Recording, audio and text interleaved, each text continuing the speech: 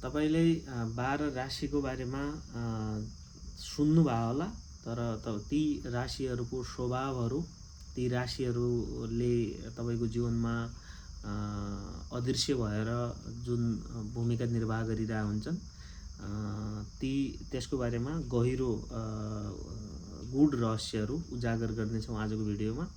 म भूपेन्द्र, वैदिक ज्योतिष मार्गदर्शनमा तपाईलाई स्वागत छ। भिडियो अन्तिमसम्म हेरिदिनु होला, जसबाट तपाईलाई तपाईको राशि र तिनीहरूले प्ले गर्ने गूढ रहस्यको बारेमा तपाईले जानकारी पाउन सक्नुहुनेछ।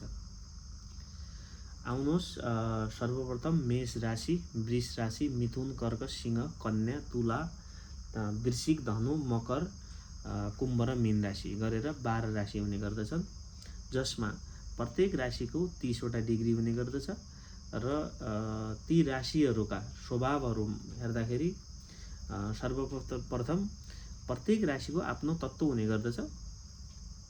जसरी हामीले अग्नि तत्त्व ऊर्जावान हुने गर्दछ। अग्नि तत्त्वमा तपाईले मेष, सिंह र धनु राशिलाई लिन सक्नुहुनेछ। यी अग्नि तत्त्व राशि हुन् जसको गूढ स्वभाव ऊर्जावान, इनर्जेटिक हुने गर्दछ।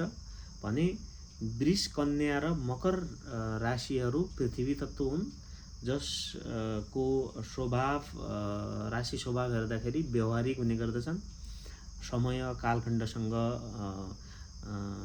सामञ्जस्य र मिलनसार हुने गर्दछन्।